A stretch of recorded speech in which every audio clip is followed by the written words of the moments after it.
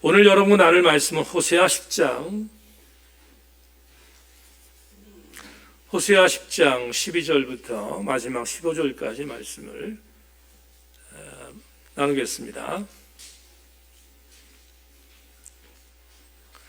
제가 가지고 있는 구약 성경으로는 1265페이지 내지 6페이지에 있습니다. 참고하시길 바랍니다. 어떤 성경은 1305페이지도 있습니다. 참고하시길 바라고요. 제가 말씀을 봉독합니다. 호세아 10장 12절부터 15절입니다. 너희가 자기를 위하여 공의를 신고 인애를 거두라. 너희 묵은 땅을 기경하라. 지금이 곧 여호와를 찾을 때니 마침내 여호와께서 오사 공의를 비처럼 너희에게 내리시리라.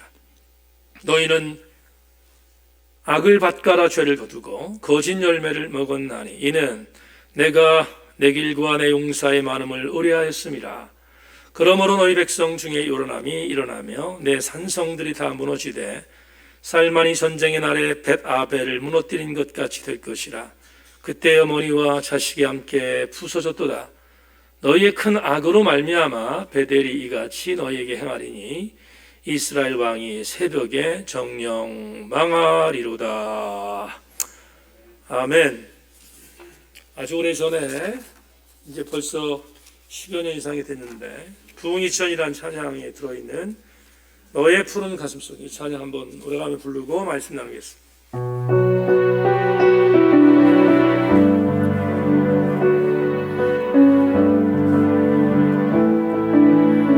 너의 푸른 가슴속, 너의 푸른 가슴속에 십자가의 흔적이 있다면 주 위에 이제 일어나 너의 믿음 주께 보이라. 너의 뛰는 가슴 속에 하늘의 불 타고 있다면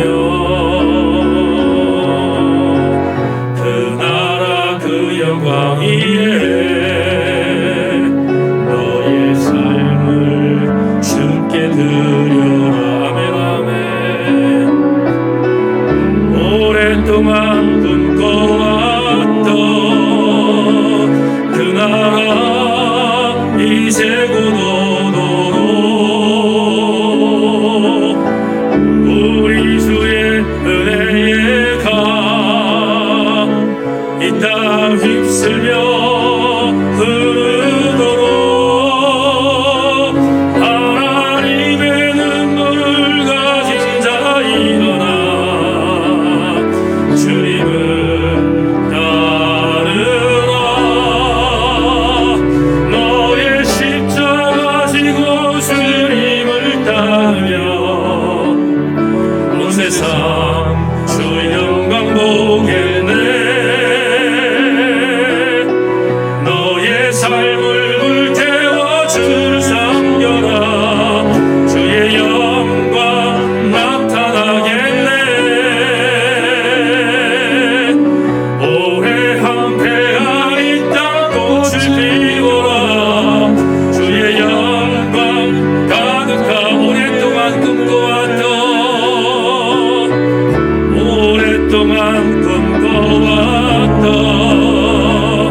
그 나라 이제 곧 오도록 우리 주의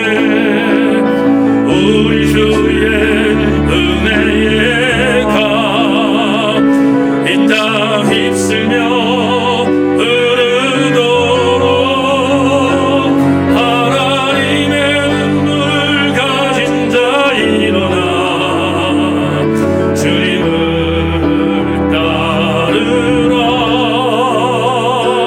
너의 십자가 지고 주님을 따르며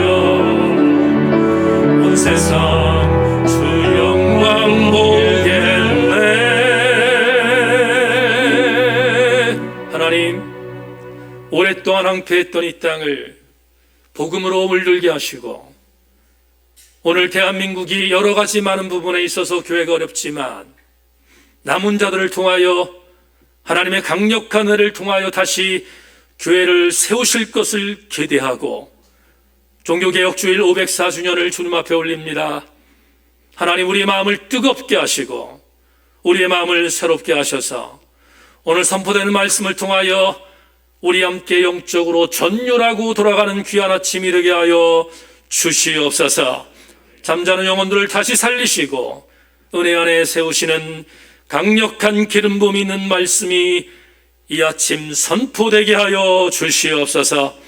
하나님의 선한 은혜를 기대하며 감사드리옵고 예수 그리스도의 이름으로 기도 올리옵나이다. 아멘.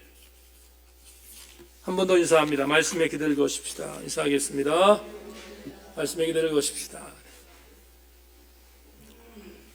오늘 여러분과 함께 절기설교를 오래간만에 선포하겠습니다. 갈아야 할 적기입니다. 이런 제목을 갖고 말씀의 은혜를 나누겠습니다. 은혜 받고 돌아가시기를 주의 이름으로 소망합니다.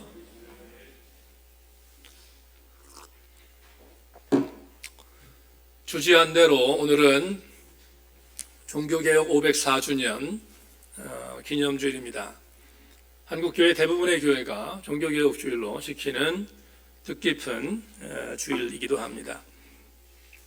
히브리서 강의를 한 주간만 뒤로 수년하고 오늘 여러분과 함께 이 제목을 갖고 말씀을 나누는 것은 의미가 있다 생각해서 오래간만에 절기설교를 준비했습니다. 어제 토요일 반 국민일보 미션란에 의미 있는 기사가 하나 실려 있어서 여러분들에게 인용하며 설교를 시작하겠습니다. 아마 종교부 기자인 것 같은데 이 기자가 사회를 움직이는 큰 목회자가 안 보인다, 이런 제목의 기사를 미션란에 올렸습니다.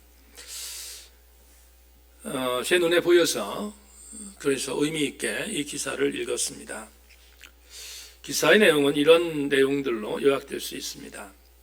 지금 10대나 20대에 해당되는 아이들을 가르쳐서 많은 사회학자들이 코로나 로스트 제너레이션, 코로나를 통해서 잃어버린 세대다, 이렇게 정의를 한다는 것입니다. 그런데 이 기자는 도리어 지금 10대나 20대의 젊은이들을 향해서 코로나 로스트 제너레이션이 아니라 웰컴 제너레이션이라는 단어로 바꾸어 불러야 한다, 이렇게 이야기합니다. 웰컴이라는 말은 환영한다는 뜻이 되겠지만 굉장히 역동적인 그런 의미를 갖고 있는 단어이기 때문에 지금의 10대와 20대를 잃어버린 세대가 아니라 도리어 역동적인 세대다, 이렇게 해석하는 것이 옳다는 말입니다. 그러면서 한 증거를 댔는데 여러분 잘 아시는 방탄소년단이 지난번에 9월 20일 날 문재인 대통령의 특사 자격으로 유엔 총회에 가서 기후협력에 대한 부분에 있어서의 메시지를 연설을 한 것을 예로 들었습니다. 그날 이 방탄소년단의 멤버들이 기후에 대한 부분을 염려해서 전 세계가 자연을 보존해야 한다는 메시지를 전함과 동시에 플러스 알파를 전했는데 백신을 맞는 운동에 대한 부분을 이 방탄소년단이 같이 첨부해서 연설을 했다는 것입니다. 그런데 이 BTS가 연설을 마친 다음에 이 BTS의 찐팬들을 아미라고 하는데 SNS상에서 BTS의 이 연설을 듣고 난 수많은 아미들이 해시태그, 젊은 사람들은 많이 알겠지만 여러분들 중에 많은 분들은 모르겠습니다만은 해시태그 운동이라는 것이 있습니다. SNS를 통해서 샵이라는 그러한 그 문자 부호를 맞춰서 들어오게 만드는 그런 운동인데 이 해시태그 운동을 시작했는데 해시태그 운동이 아미 백시네이트 2라는 나도 백신을 맞았어 라는 해시태그 운동을 시작했다는 것입니다. 그런데 미국에서 또 유럽에서 그동안 정치인들이 그렇게 말해도 듣지 않던 젊은이들이 백신 맞은 증표들을 내거는 운동들에 대해서 지금 엄청난 그런 활동들을 벌이고 있다는 내용을 기자가 제시했습니다. 그러면서 기자는 한마디를 더 붙였는데 BTS야말로 이 시대를 움직이는 큰 사람이다, 이렇게 해석했습니다.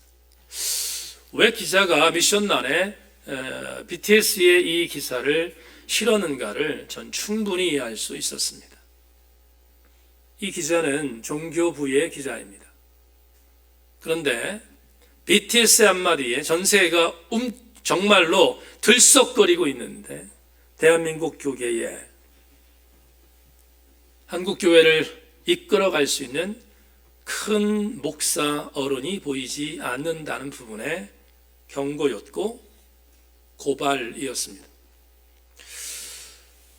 글을 읽다가 저도 이제 기성세대에 한참 위에 있는 사람이다 보니 마음이 착잡해졌습니다. 큰 사람이 보이지 않는 그 현실에 대해서 부인할 수 없기 때문이었습니다. 그런데 항상 거꾸로 보는 생각이 저한테 버릇처럼 있어서 기자의 말에 대하여 공감은 하지만 한번 거꾸로 생각해 본 질문을 던져봤습니다. 그렇다면 한국교회를 움직이는 큰 어른, 큰 목사는 보이지 않지만 한국교회를 움직이는 작은 목회자, 작은 사람은 없을까? 한번 질문을 던져봤습니다. 근데 이 답은 큰 어른, 큰 목회자는 보이지 않지만 작은 목회자, 작은 사람에 대한 부분의 답은 신중해야겠다 생각했습니다. 왜냐하면 지금도 대한민국에 수 없는 알려지지 않은 곳에서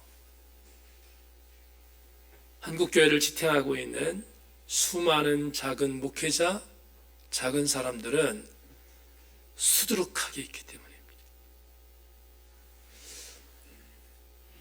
여러분, 1517년 그 어간에 독일의 비텐베르크라고 하는 큰 도시는 아닙니다. 작은 도시에서 캐톨릭 사제로 활동했던 마틴 루터는 누구도 주목하지 않던 작은 사람이었습니다. 근데 그가 1517년 10월 31일 날 비텐베르크의 성당에, 본인이 심호했던 성당에 95개의 조항을 내걸며 캐톨릭의 부당성을 알리는 고발을 시작했습니다. 기점이 돼서 종교개혁이 시작이 된 것인데, 마틴 루터가 그 이후에 수많은 우욕줄 끝에 살해입을 당하고 그리고 파문까지 당했지만 그는 아주 작은 사람이어서, 작은 사람의 반열에서 전 세계의 사람들이 기록하는 큰 사람이 되었습니다. 큰 사람이 되었다는 걸 주목하는 것이 아니라 이렇게 작은 사람이었던 마틴 루터가 어떻게 엄청난 큰 사람이 되었을까? 이유는 간단합니다. 그는 캐톨릭이 버렸던 말씀을 다시 붙들었기 때문이다.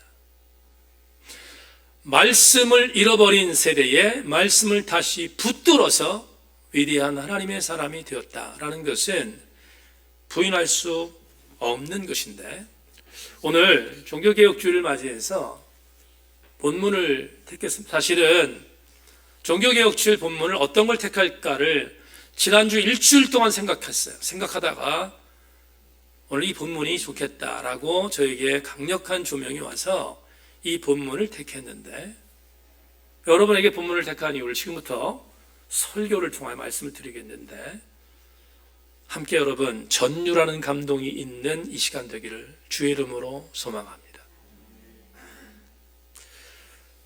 오늘 본문은 호세아 예언서입니다.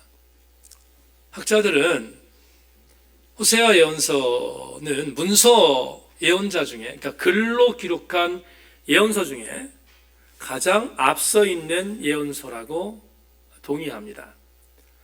그리고 호세아 활동 시기를 특별히 이 호세아서의 내정을 보면 호세아가 어느 시대에 활동했는지를 분명히 보여주는 자료가 굉장히 많은데, 요약하면 주전 750년부터 725년, 25년 동안 북쪽에 있는 북왕국 이스라엘을 위해서 사역했던 예언자입니다. 그런데 이 북쪽에서 활동하던 호세아 활동 시기는 언제였는가? 바로 그 시기는 북왕국의 가장 전성기였던 여로보암 2세가 나라를 다스릴 때였습니다. 지금 에스라 성경신학대학원에서 강의하는 김필애 교수님의 주석을 하나 여러분에게 읽어드리겠습니다. 북왕국은 여로보암 2세 주전 787년부터 747년에 통치 아래서 유례가 없는 정치적 경제적 번영을 경험했다. 여로보암 2세는 영토를 넓혀서 북쪽과 동쪽으로는 이전 다윗과 솔로몬 시대의 국경을 회복했던 것 같다. 동시에 정치적인 안정에 힘입어 이스라엘은 대외 교역을 확대하면서 경제적인 부를 축적했다. 수많은 학자들이 이 부분에 있어서는 전부 다 동의하죠. 왜냐하면 역사적인 자료가 있으니까 이건 부인할 수 없는 것이야. 여로보암 2세 때가 북쪽 이스라엘에게 최고의 전성기였어요. 경제력도 군사력도 외교력도 최고의 전성기였습니다. 다른 말로 표현하면 너무 잘 사는 시대였다 이 말이에요. 북쪽에서. 근데 굉장히 아이러니합니다. 이렇게 잘 사던 시대였던 여로보암 2세 때 우리는 알죠? 여러분 지금 이 김필애 교수님의 주석에 뭐라고 되어 있는가 하면 여로보암 2세의 그 치리 기간이 787년부터 747년 그러니까 약 40년 동안 북왕국 이스라엘 다스렸잖아요. 근데 우리가 알고 있는 게 뭐죠? 북왕국 이스라엘이 멸망당한 해가 언제예요?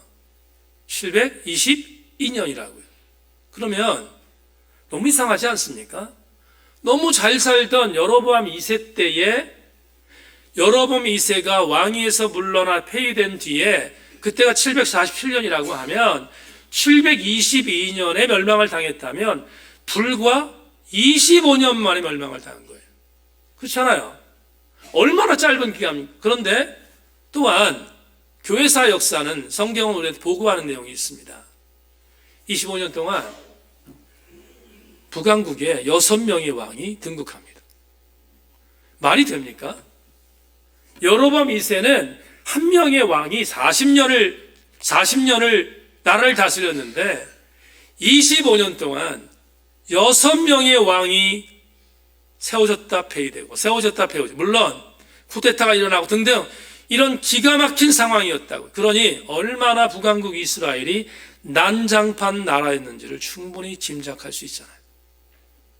다시 말하면 여로보암 2세 때가 가장 잘 사는 시기였음에도 불구하고 그때부터 벌써 북왕국 이스라엘은 무너지기 시작했다는 거예요. 그러면 왜 무너졌지? 나라도 잘 살고 군사력도 강한데. 여러분에게 주석을 통해서 설명하겠습니다. 다시 강조하지만 여로보암 2세 때는 정말 잘 나가던 때였습니다. 심지어 김필애 교수님 얘기를 보면 다윗과 솔로몬이라는 왕이 차지했던 그 엄청났던 이스라엘의 영토를 되찾았으니까 얼마나 경제적으로 군사력으로 강력했는지를 우리가 간접적으로 볼 수 있지 않습니까? 그런데 호세아 전체를 읽지 않았지만 오늘 10장 1절을 여러분 읽어드리겠습니다. 1절 보십시오. 이스라엘은 열매 맺는 무성한 포도나무라. 그 열매가 많을수록 제단을 많게 하며 그 땅이 번영할수록 주상을 아름답게 하도다. 제가 여러분에게 이 1절을 해석하겠습니다. 돈이 많잖아요. 돈이 많으니까 여로보암 2세가 행한 일이 있었습니다. 어떤 일을 했냐면 1절을 보면 이스라엘은 열매 맺는 무성한 포도나무예요. 잘 되고 있었어요. 경제적으로, 군사적으로, 문화적으로 잘 되고 있었어요. 근데 여로보암 2세가 어떤 일을 했냐면 돈이 많으니까 전국에 제단을 만들었는데 그 제단을 의리의리하게 만들었습니다.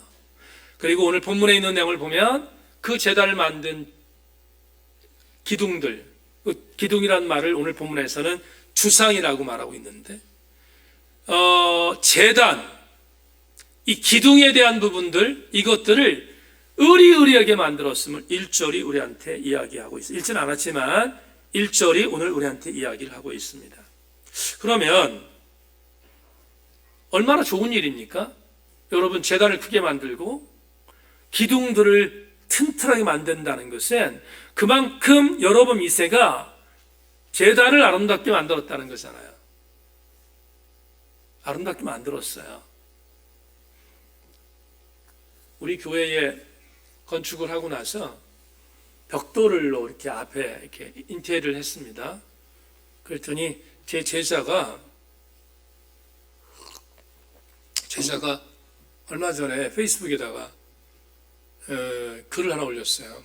우리 교회 전경을 이렇게 보더니, 목사님, 생뚱맞은 얘기지만 한 가지 불편한 게 있다는 거예요. 그래서 뭔가를 봤더니 이 벽돌이 이렇게 외부에 보이는 내용들이 집중이 안 된다는 거예요. 너무 이렇게 붉은 벽돌이라서 그런지 집중이 안 된다는 거예요. 그래서 그게 좀 아쉽다 그렇게 썼길래 제가 제자거든요. 제자인데 제자한테 그랬어요. 어쩌라는 거냐고. 이렇게 만들었는데 어떻게 어쩌라고.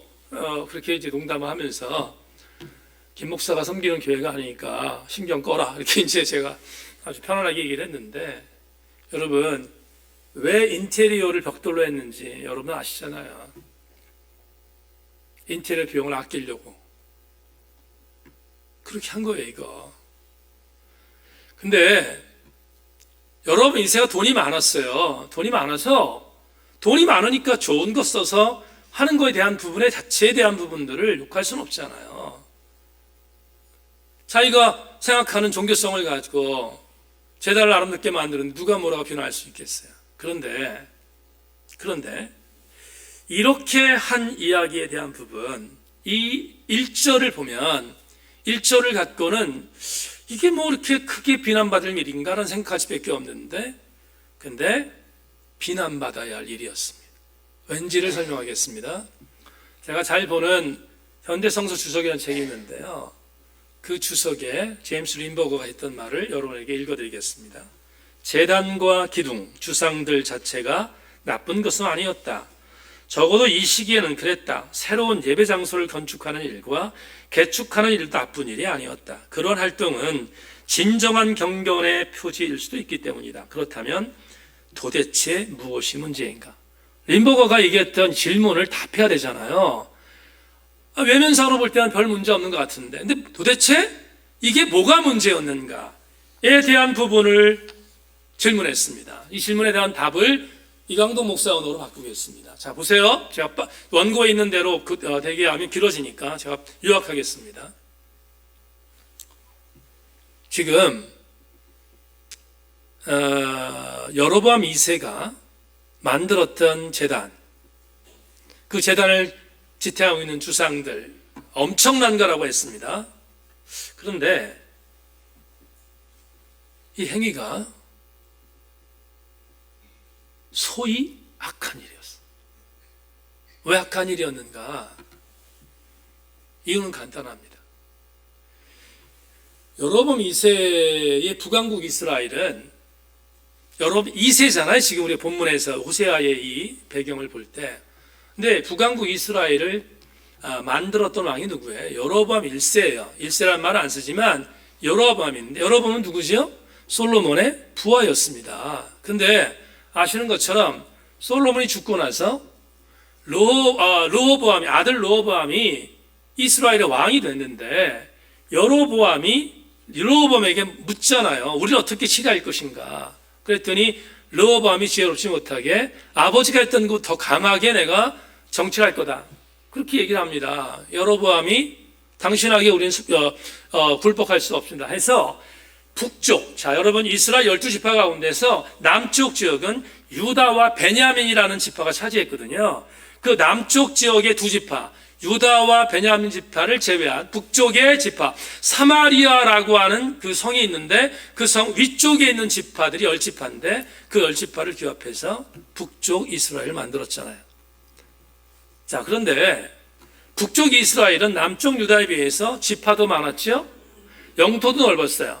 그리고 여러 가지 부분에 있어서 제가 이스라엘 가봤는데 남쪽은 거의 광야 지역인데요. 북쪽은 비옥한 땅이 많거든요. 그러니까 살기 좋은 땅이 북쪽이라고. 그러니까 북쪽은 훨씬 더 좋은 조건으로 나라를 만든 거예요. 남쪽보다 훨씬 더 좋다 이 말이에요.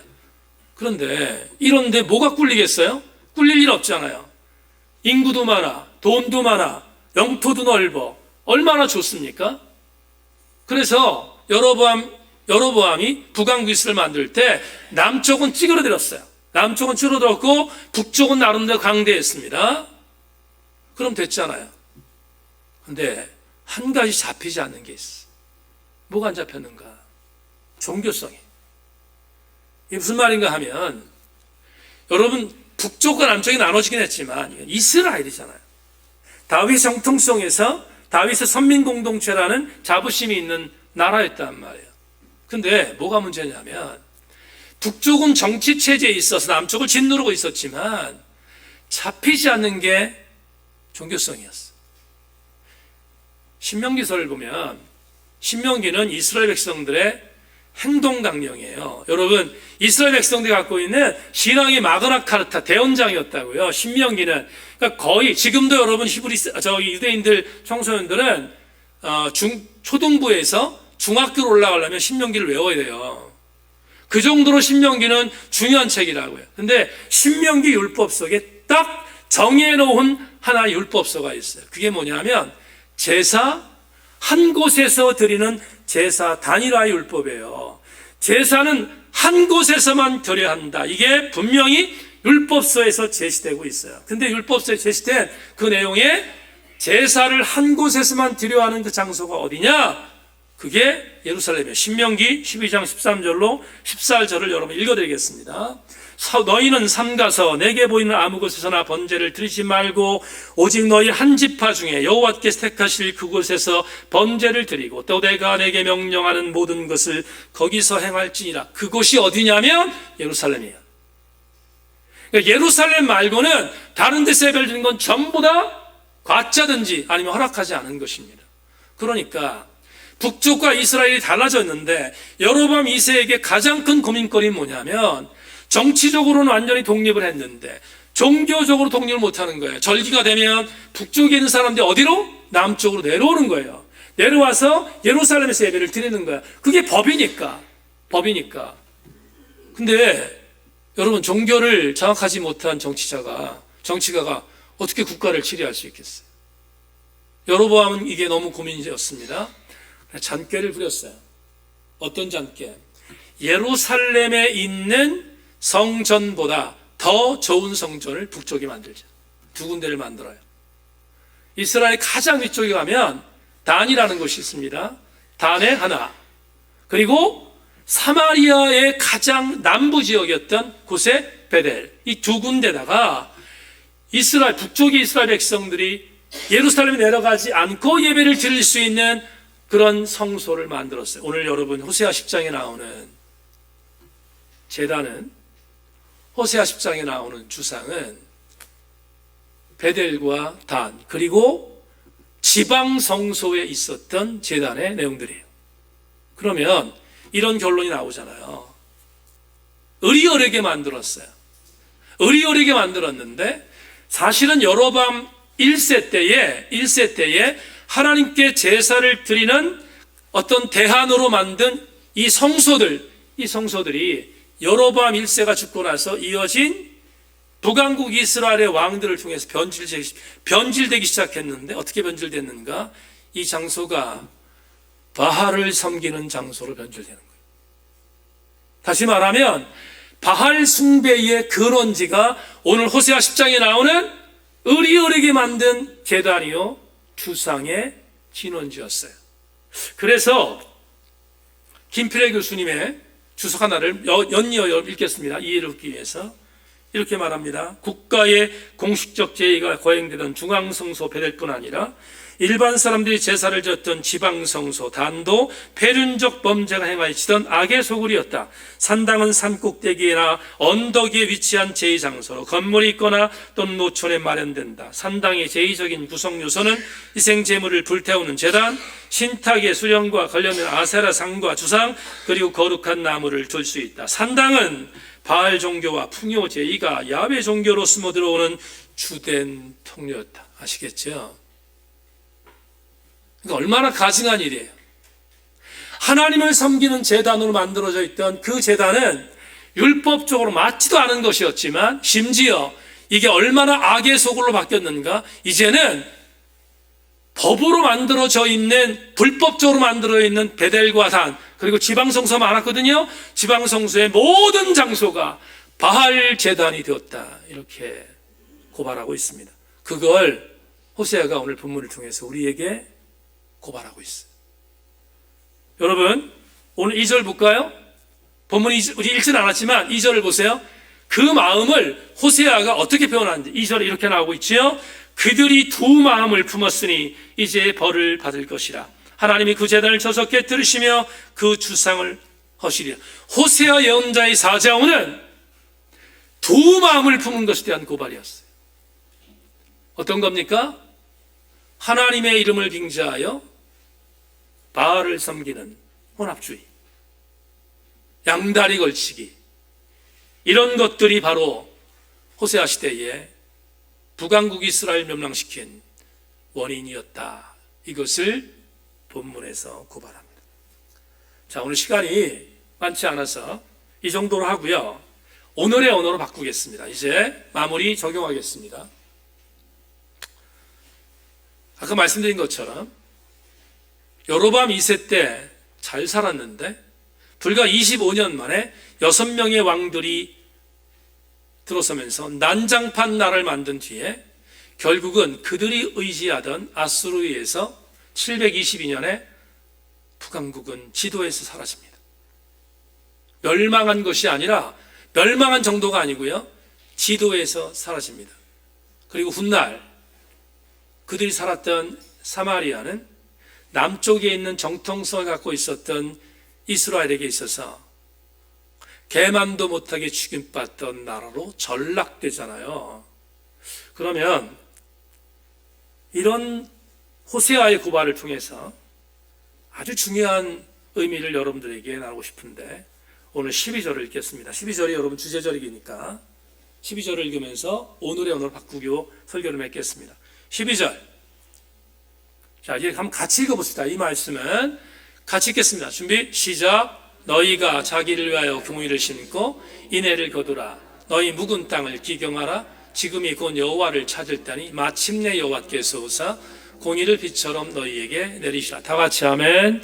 자, 12절을 이제 마지막으로 설명하고 오늘 설교를 마무리하겠습니다. 예언자 호세아는 지금 여로보암 2세 때의 영적 상태를 고발하고 있잖아요. 본문에서 고발합니다. 그런데 이 고발을 하면서 아주 중요한 메시지를 남깁니다.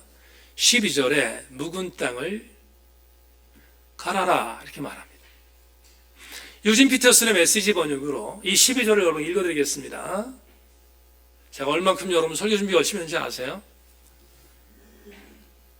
제가 유진 피터슨의 메시지 번역을 너무 좋아하거든요. 좋아해요. 근데 어제 설교 준비를 하는데 예언서가 없는 거야. 메시지 예언서가 없는 거야. 그래서 어디 갔지? 막 찾았어요. 없는 거야. 그랬더니 우리 아들이 스트레스 가져갔어. 그래서 서울에 가지고 있는 거예요. 그러니까 내가 어떻게 그거를, 그래서 어떻게 하다가 친구 목사한테 전화했어요. 전화가지고 너 유진 피터슨의 메시지 갖고 있지? 그랬더니 이때. 야, 내가 지금 급하니까 호세아서 예언서 나한테 지금 그 사진 찍어서 보내라 그랬더니 너 미쳤냐? 이렇게 제 친구가 얘기하길래 뭘 얘기하려고 하냐면 그만큼 설교 열심히 준비했다 이거 지금. 근데 친구가 보내준 사진으로 지금 저거를 지금 쓴 겁니다. 여러분 제가 읽어드릴게요. 의를 심어 사랑을 거두기를 원했다. 자, 준비된 땅을 갈자. 하나님과 더불어 땅을 갈자 마침내 내 의가 무르익어 수확할 때가 오면 그분이 오실 것이니 그러나 너희는 악한 길을 걸었고 악한 곡물을 수확했으며 거짓의 야채를 먹었다. 여기 준비된 땅을 갈자를 우리 개역개정판에서 뭐라고 했어요? 묵은 땅을 기경하라. 자, 이 기경하라는 말을 유진 피터스는 갈자라고 되어 있어요. 갈자. 영어 성경을 보니까 이 단어가 브레이크업이에요. 여러분, 브레이크업이라는 단어를 설명하겠습니다. 점잖죠? 기경하라, 가라. 근데 아니에요. 브레이크업이라는 단어는요, 박살내는 거예요. 여러분, 영어 성경에 저기를 보면, 해제를 보면, 제일 먼저 브레이크업이라는 단어의 해석, 우리나라 번역이 뭐냐면, 박살내자예요. 그러니까, 점잖게 번역된 기경하라는 그냥 기경이 아니고요, 판을 뒤집어 엎는 거예요. 오늘 종교개혁주의를 맞이해서 여러분에게 함께 드리고 싶은 것이 있습니다. 한국교회를 바라보고 나를 바라보고, 여러분, 한국교회만 바라보는 게 아니라 나를 바라보면서 오늘 곱씹어야 할 게 하나 있어요. 뭐냐? 내 심령밭이 혹시 묵은 땅은 아닌가? 이강동 목사의 심령밭과 여러분의 마음밭이 혹시 묵은 땅은 아닌가? 그러면 이 묵은 땅이 21세기 오늘의 언어로 이 묵은 땅은 도대체 무슨 땅일까? 이걸 진단해야 되잖아요.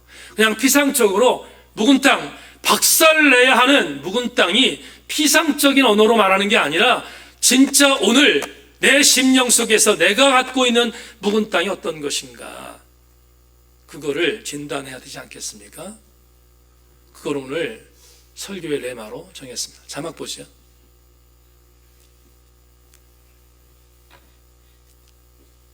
자, 저 자막 중에 이부의 때는 장미선을 바꾸세요. 저기 단어 하나가 틀렸는데, 하나님이 아닌 하나님과 나라는 신앙의 매너리즘을 갈아엎자 이렇게 되어 있는데, 앞에 하나님만이 아닌 하나님과 나라는 신앙의 매너리즘을 갈아엎자. 왜? 묵은 땅은 오늘 21세기 종교개혁주일 504주년을 맞이하는 오늘, 저 여러분들이 은연슬쩍 아니면 팬데믹 2년 동안 나도 모르게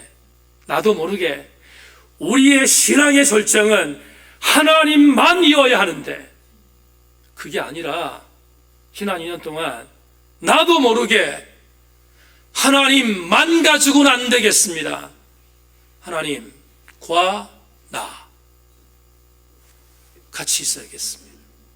마치 오늘 보면 호세아 예언서에 나오는 하나님의 이름을 빙자하여 바알을 섬기는 이중적인 신앙의 행태를 우리는 묵은 땅으로 정의해야 되지 않겠습니까?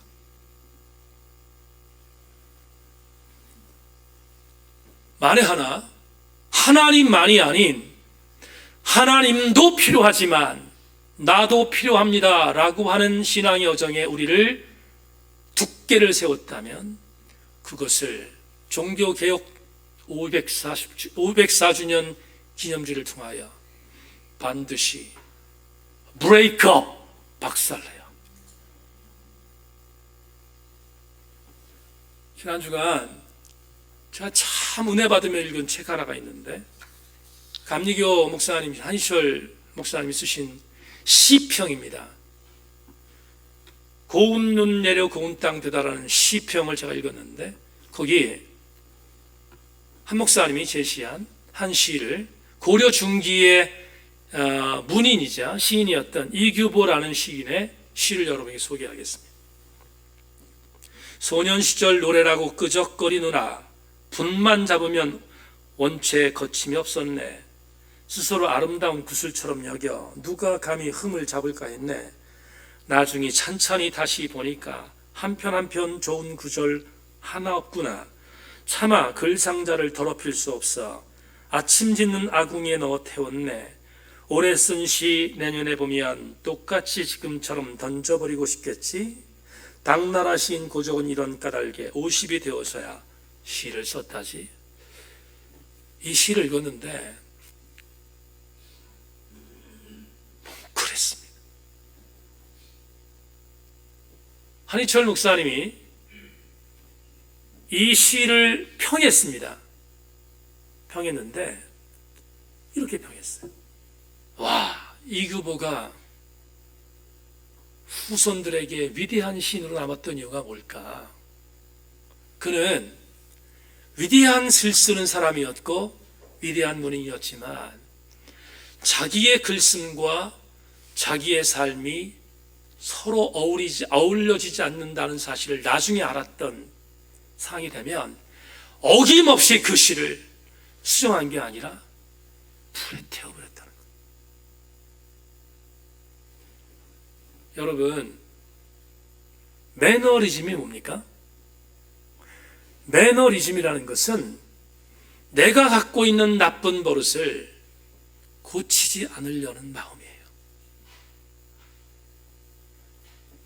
내가 신앙인인데 신앙인임에도 불구하고 이건 하나님이 원하시지 않아. 그런데 나도 모르게 하나님, 나도 알아요. 그렇지만 이건 내게 지금 필요해요. 그래서 하나님의 뜻을 정면으로 거부하고 장작불에 태워버리는 것이 아니라, 아궁이에 태워버리는 것이 아니라 남겨버리려고 하는 흔적이 매너리즘 아니겠습니까? 지난 2년 동안 우리는 참 많은 말을 들었습니다. 목사님, 지금 시국이 어느 때인데, 목사님, 지금 우리가 이러고 싶어서 이러는 것이 아니잖아요. 등등 정말 수많은 말을 들었습니다.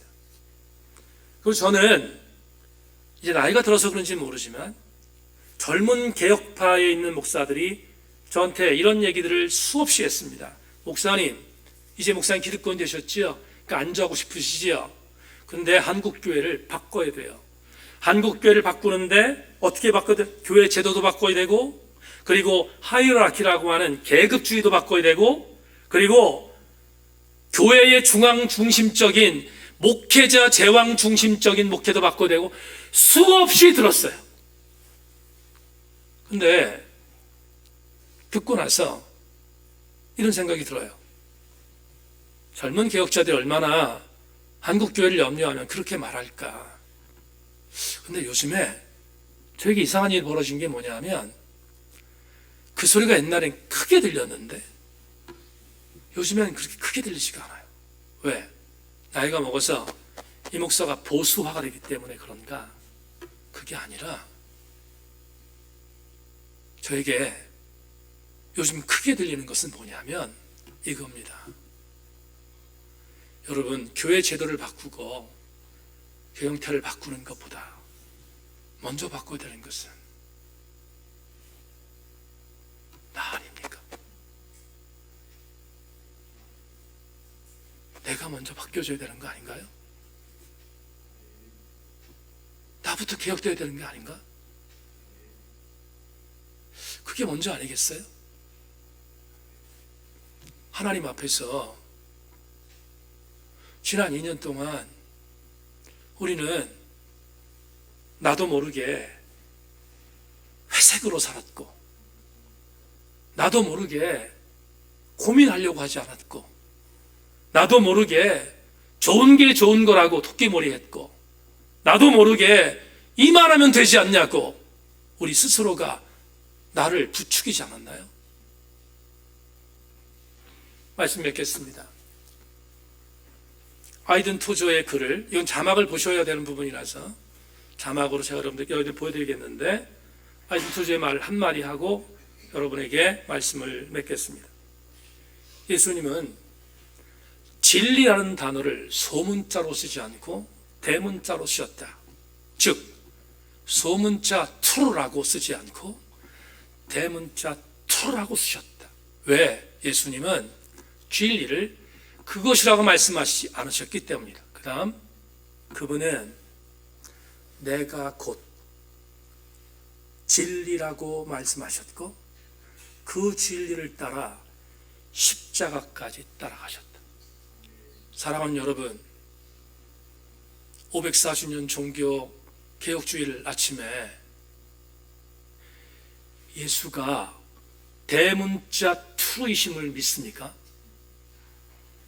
예수 그리스도가 대문자 tru라면 절대로 매너리즘에 빠져서 예수님을 소문자 tru든지 아니면 심지어 너무나도 기가 막히게 참담하게 예수님을 이틀 그것으로 만들지 말아야 되지 않겠습니까? 오늘 우리 모든 교우들에게 종교개혁 544주년 기념주일날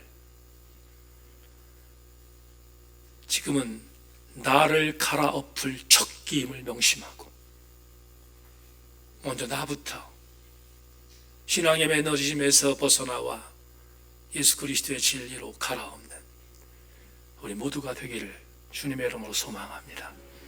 하나님 감사합니다. 오늘 주의 말씀 나누었는데 가슴에 잘 새기고 은혜로 우리의 삶을 영위해 나갈 수 있도록 우리 모두를 인치어 주시옵소서. 예수 그리스도 이름으로 기도 올리옵나이다. 아멘.